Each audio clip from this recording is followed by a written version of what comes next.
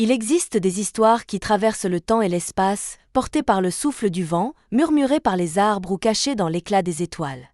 Des récits qui nous rappellent que le monde est empli de mystères et que ceux qui savent écouter peuvent entendre bien plus que ce que les yeux voient. Dans ces légendes, les forêts parlent à ceux qui les respectent, le vent transporte des souvenirs oubliés, et même une étoile peut rêver de plonger dans l'océan. Ce sont des histoires de quête, de rêve et de transformation, où chaque rencontre change un destin et où chaque pas rapproche un peu plus de l'invisible. Alors, laissez-vous porter par ces contes suspendus entre ciel et terre, là où la magie se cache dans chaque souffle, dans chaque murmure. Ouvrez votre cœur, tendez l'oreille, et peut-être entendrez-vous, vous aussi, l'appel du merveilleux. Conte 1, le murmure de la forêt enchantée. Dans un recoin oublié du monde, là où les arbres s'étendaient en une mer verte infinie, vivait un garçon nommé Elio. Il n'était ni plus grand ni plus fort que les autres enfants de son âge, mais il possédait quelque chose d'unique, une oreille attentive aux bruits que personne d'autre n'entendait. Il aimait plus que tout s'aventurer sous la canopée, là où la lumière dansait en éclats dorés à travers les feuilles, où l'air portait une odeur de terre humide et de mousse fraîche. Depuis tout petit, il ressentait un lien particulier avec la forêt. Lorsqu'il marchait entre les arbres, il avait l'impression qu'il l'observait, qu'il le connaissait mieux que quiconque. Son grand-père lui avait raconté que ces bois étaient anciens, plus anciens que le village lui-même, et qu'il murmurait des secrets à ceux qui savaient écouter. Un soir, poussé par une intuition mystérieuse, Elio décida de s'enfoncer plus loin que jamais. Il suivit un sentier étroit serpentant entre les chênes et les bouleaux, leurs troncs noueux semblant chuchoter entre eux. Chaque pas résonnait dans le silence, couvert par le chant discret des grillons et le bruissement du vent dans les hautes branches. Il finit par arriver dans une clairière baignée d'une lueur argentée. Au centre se dressait un chêne colossal, plus imposant que tous les autres. Son tronc massif portait les cicatrices du temps, et ses branches s'élevaient haut dans le ciel, effleurant presque les étoiles.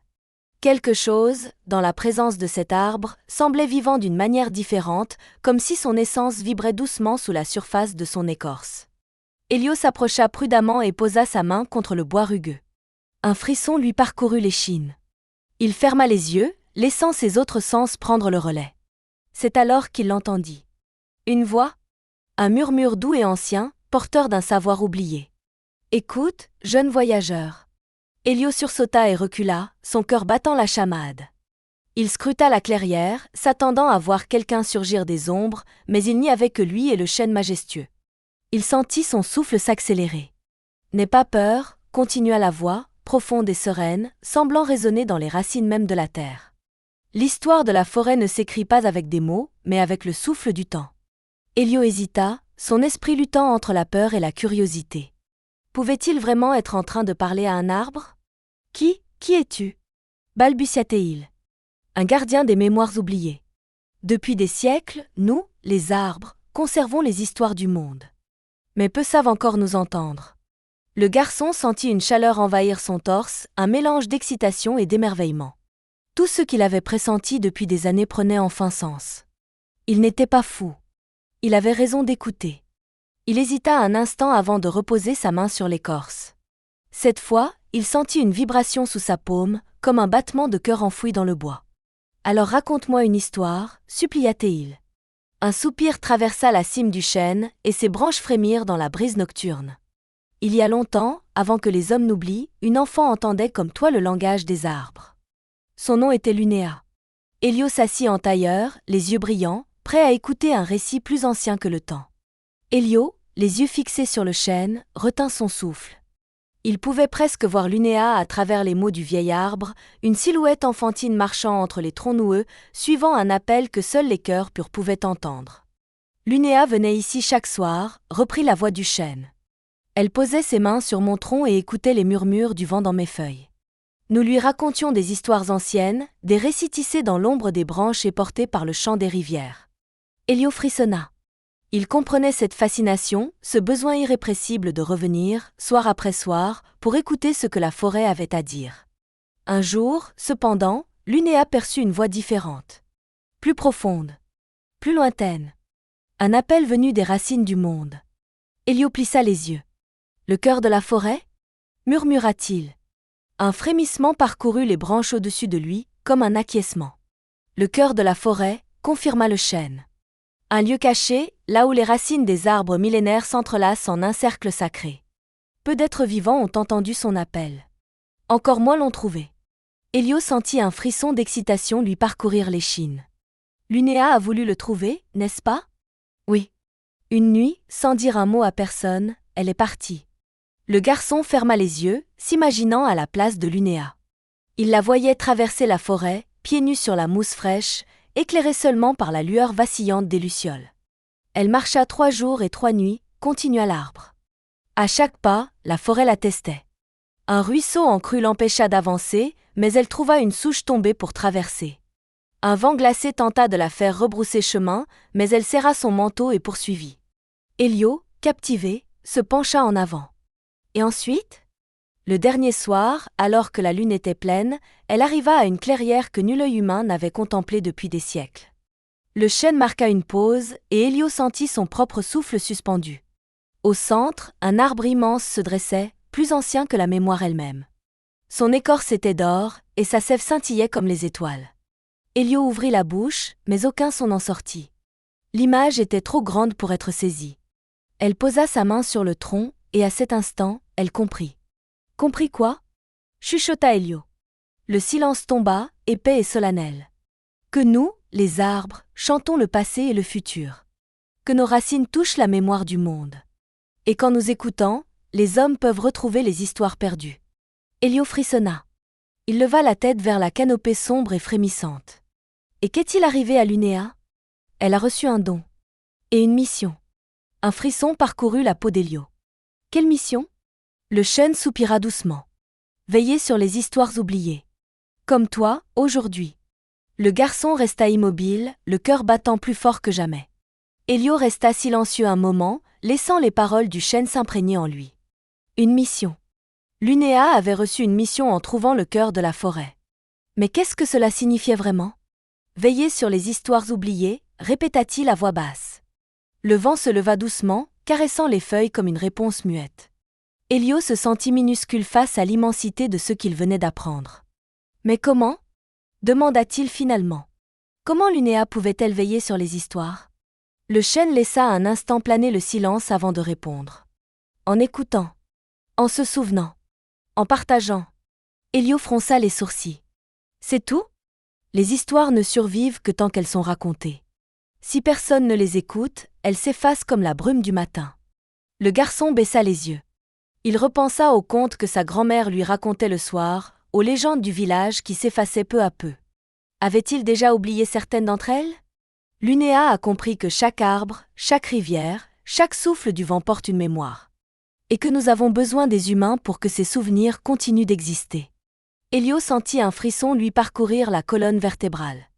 Mais pourquoi moi? Pourquoi est-ce que j'entends ta voix alors que d'autres non?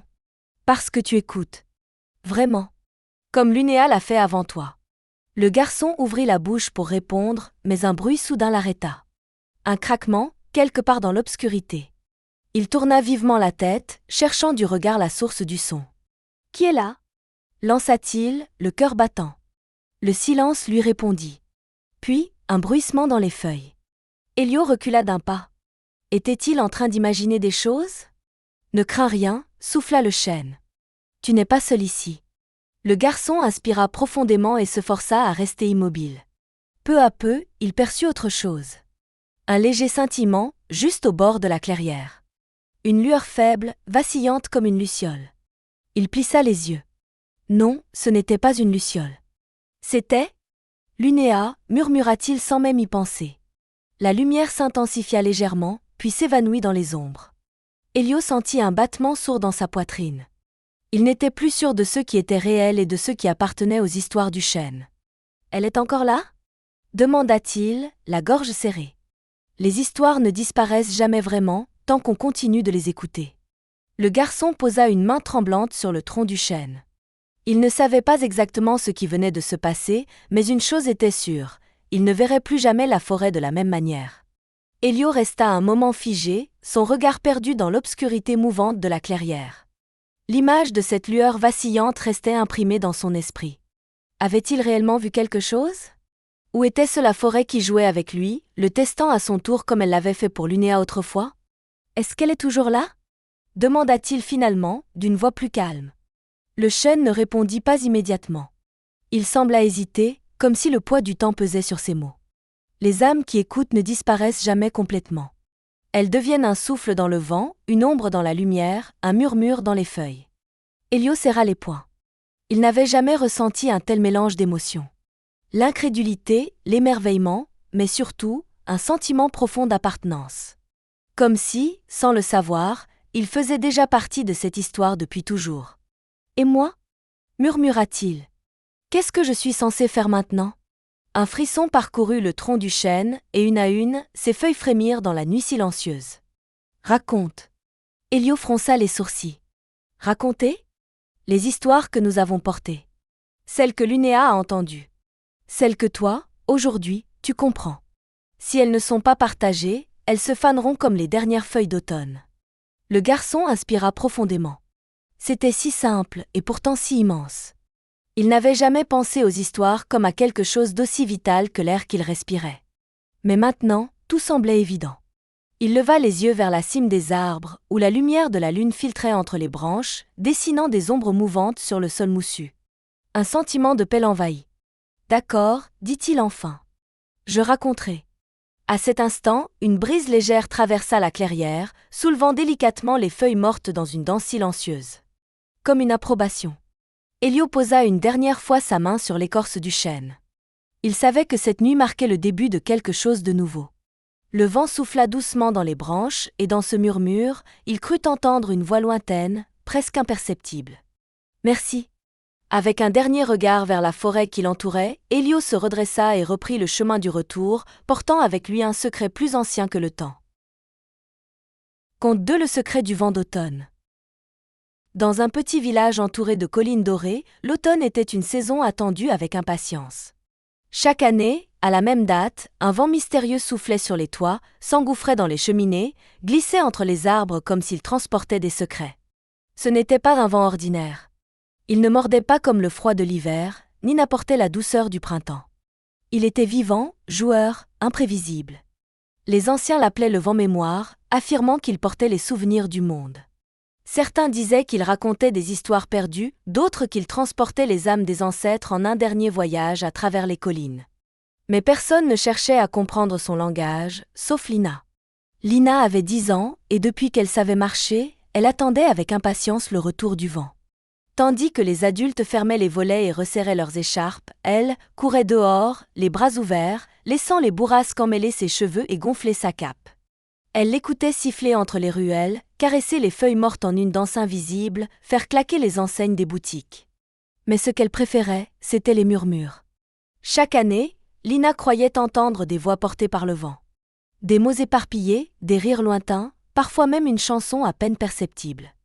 Était-ce son imagination ou le vent lui parlait-il réellement ? « Grand-mère, tu as entendu » demandait-elle souvent, les yeux brillants d'excitation. La vieille femme, assise près du feu, secouait doucement la tête. Ce vent souffle depuis des siècles, Lina.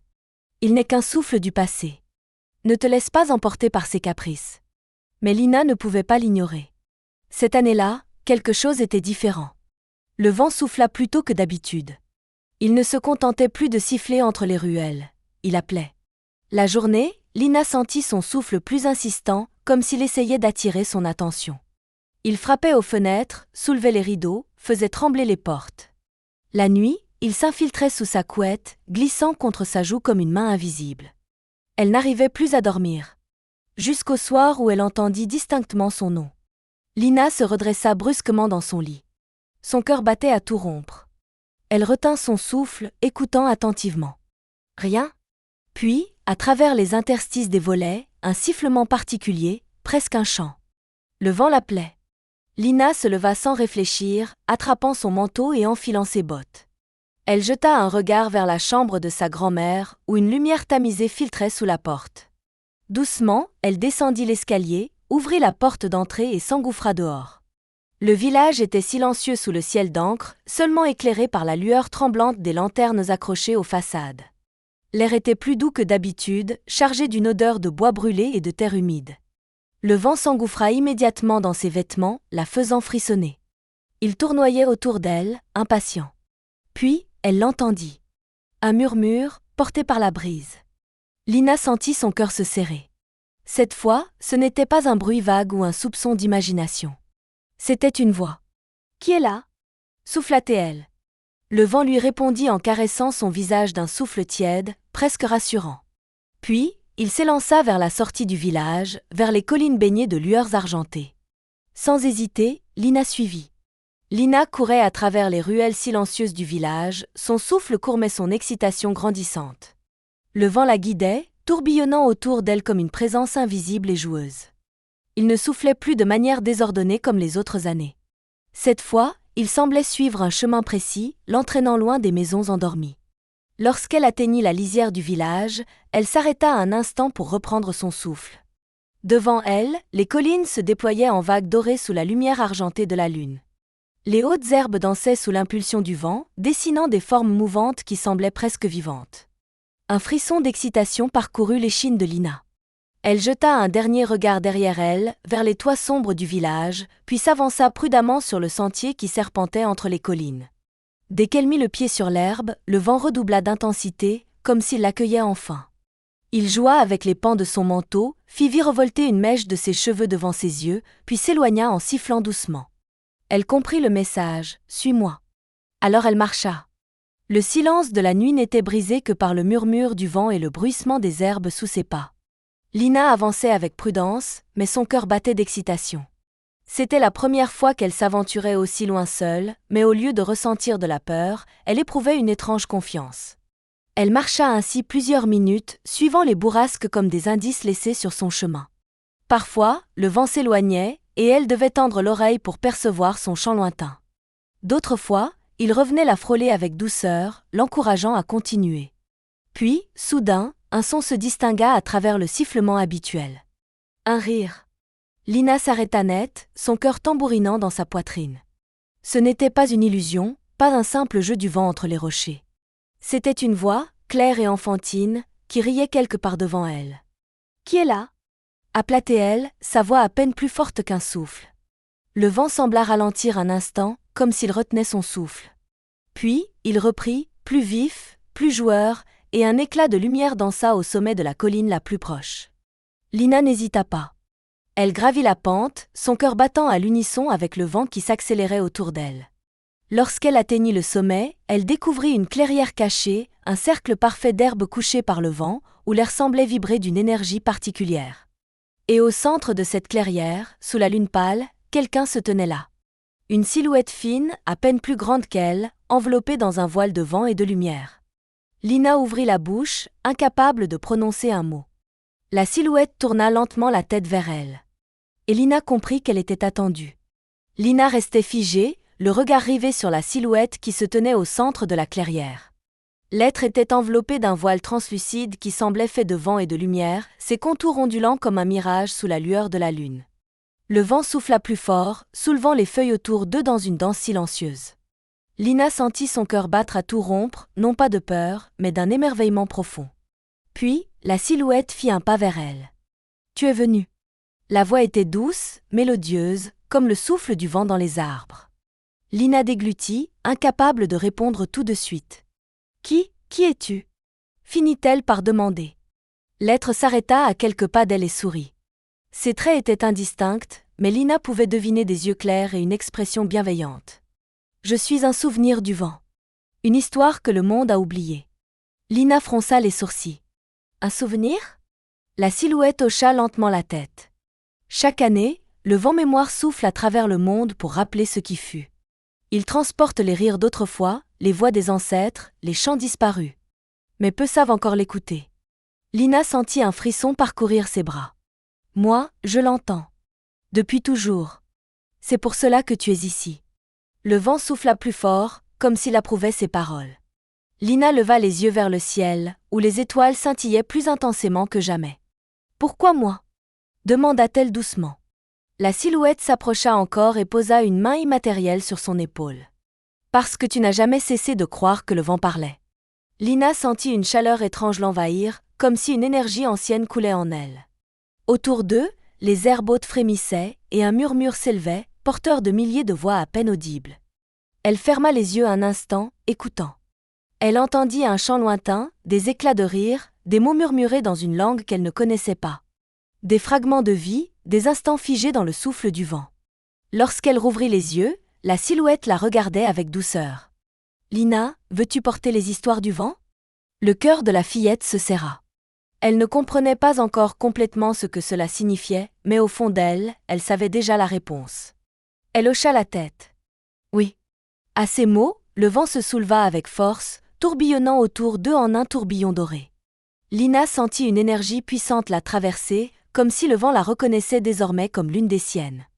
Puis, aussi soudainement qu'il s'était levé, le souffle se calma. La silhouette du souvenir du vent recula lentement, son sourire s'effaçant peu à peu. Alors souviens-toi et raconte.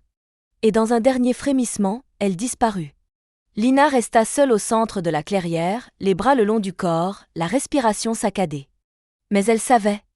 Le vent ne serait plus jamais le même pour elle. Lina resta un long moment immobile au centre de la clairière, les yeux levés vers le ciel étoilé.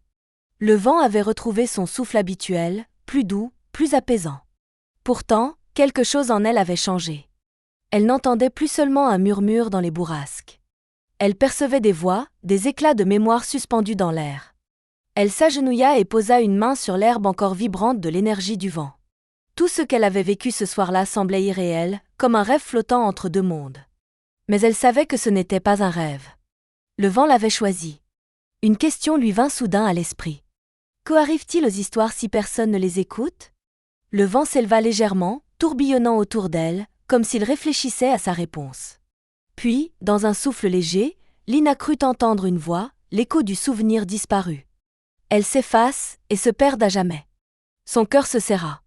Elle pensa à toutes les histoires que sa grand-mère lui racontait, aux légendes murmurées par les anciens du village, aux contes qu'elle-même aimait inventer en observant les nuages. Combien d'entre elles étaient déjà oubliées ? Combien flottaient dans le vent, cherchant un endroit où existait encore ? Elle se releva lentement. Je ne laisserai pas les histoires disparaître. Le vent sembla frémir d'émotion autour d'elle, puis une brise douce lui caressa la joue, comme une réponse silencieuse. Lina inspira profondément et tourna les talons. Il était temps de rentrer. Elle redescendit la colline, le vent l'accompagnant à chaque pas. Elle s'étonna de voir que l'obscurité ne lui faisait plus peur.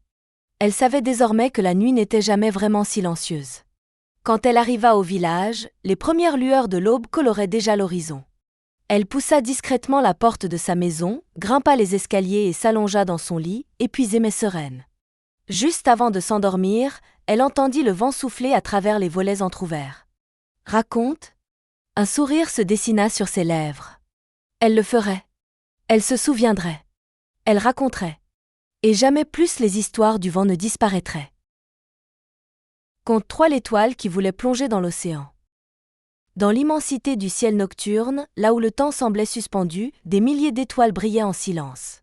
Elles formaient des constellations ancestrales, tissant un réseau lumineux que les hommes contemplaient depuis toujours. Certaines racontaient des histoires, d'autres veillaient sur les voyageurs perdus.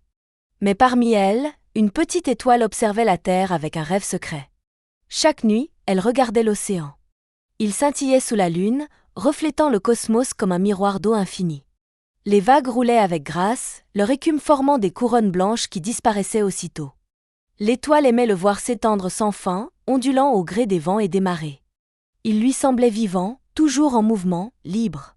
Et au plus profond d'elle, elle ressentait un appel. Elle voulait plonger. Les autres étoiles riaient en l'entendant. « Tu es une étoile », disait la plus vieille de la constellation. « Ton rôle est d'éclairer le ciel, pas de toucher la mer. »« Pourquoi ?» demandait la petite étoile. « Pourquoi devons-nous toujours rester ici, figés dans le firmament ?»« Parce que c'est ainsi, » répondaient les autres. « Nous appartenons au ciel, et l'océan appartient à la terre. » Mais la petite étoile n'écoutait pas. Elle voyait les vagues danser sous la lumière, leur écume scintiller comme des diamants. Elle voulait ressentir cette étreinte liquide, se laisser porter par le courant, disparaître dans la profondeur mystérieuse de l'eau. Alors, une nuit, elle osa poser la question à la lune. « Mère Lune, comment puis-je rejoindre l'océan ?» La lune, suspendue au-dessus du monde, baigna l'étoile de son éclat doux et bienveillant. Sa lumière argentée enveloppait tout, dessinant des ombres délicates sur la surface des eaux. « Les étoiles ne peuvent pas plonger dans la mer, mon enfant, répondit-elle d'une voix apaisante. Si tu quittes le ciel, tu t'éteindras. L'étoile baissa les yeux. Mais pourquoi l'océan brille-t-il comme nous? Pourquoi semble-t-il m'appeler?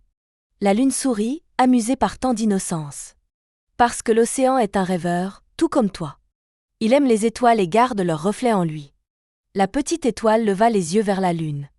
Alors, si je plonge, il me gardera? Le sourire de la lune s'effaça légèrement. L'océan garde ce qui tombe en lui. Mais il ne peut pas te rendre ta lumière. L'étoile resta silencieuse. Pourtant, cette réponse ne l'arrêtait pas. Elle voulait plus qu'un reflet. Elle voulait ressentir l'eau contre sa lumière, s'abandonner à la danse des vagues, disparaître dans leur étreinte.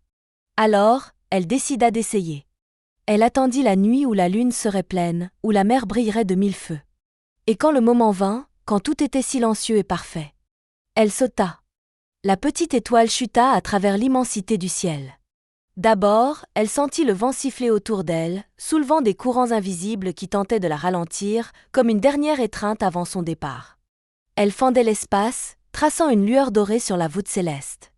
Derrière elle, ses sœurs la regardaient disparaître, réduite à un fil de lumière dans la nuit noire. Elle était libre. Plus elle s'approchait de la terre, plus elle distinguait les détails de l'océan. Il semblait immense, infini, une mer de mystères et de reflets argentés. Les vagues s'étiraient sous elle, ondulant avec lenteur, prêtes à la recevoir. Chaque roulis semblait un appel, chaque écume une promesse silencieuse. Mais à mesure qu'elle descendait, quelque chose changeait en elle. Sa lumière vacilla. C'était une sensation nouvelle, troublante. Son éclat, autrefois stable et éternel, tremblait légèrement, comme une flamme sous le souffle du vent. Elle n'avait jamais connu la fragilité. Elle se souvint alors des paroles de la lune. Si tu quittes le ciel, tu t'éteindras. Mais il était trop tard pour reculer. L'air devint plus dense, plus brûlant. Des étincelles s'échappèrent d'elle, filant derrière elle comme une pluie d'or. Son corps d'étoile, fait de lumière et de poussière céleste, se consumait lentement. Chaque particule qui s'effaçait emportait avec elle un fragment de son existence. Pourtant, elle ne ressentait aucune douleur. Seulement une mélancolie douce, un adieu silencieux au ciel qu'elle avait quitté. Alors qu'elle perçait les dernières couches de l'atmosphère, elle jeta un dernier regard vers le firmament. Ses sœurs brillaient toujours, immuables, loin de son voyage insensé. Elle sourit. Elle ne regrettait rien. Enfin, elle toucha l'eau. Le contact fut un frisson, un instant suspendu où elle eut l'impression que tout s'arrêtait. La mer l'accueillit dans une étreinte fraîche et silencieuse. Sa lumière, qui s'amenuisait déjà, se diffusa doucement à la surface, créant des ondulations dorées qui s'étendaient à perte de vue. Elle coula lentement, portée par les courants, glissant vers les profondeurs insondables. Autour d'elle, l'obscurité s'épaissit, mais elle ne s'effaça pas complètement. Un dernier éclat persista, un fragment de lumière qui s'accrochait à la nuit liquide. Et puis, plus rien. Seule la mer. Seul le murmure du vent sur les vagues. Mais quelque chose, au fond de l'océan, venait de naître. L'étoile avait disparu sous la surface. Mais l'océan ne l'avait pas oubliée. Là où elle s'était éteinte, un éclat doux persistait, flottant entre deux eaux.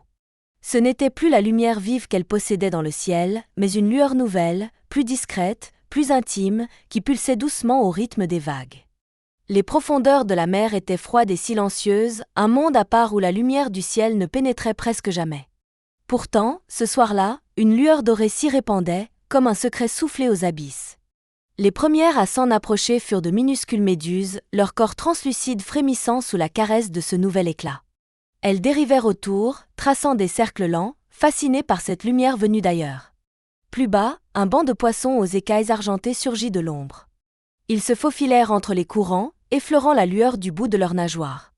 Leur peau luisait désormais d'un reflet doré, comme s'ils avaient été bénis par la présence de l'étoile. Puis, au fond des abysses, parmi les coraux et les anémones ondulantes, une huître millénaire s'ouvrit lentement. Son intérieur nacré accueillit un fragment minuscule de la lumière qui dérivait encore, le capturant dans son étreinte silencieuse. L'étoile n'était plus qu'un souvenir dans le ciel, mais ici, sous la mer, elle devenait autre chose.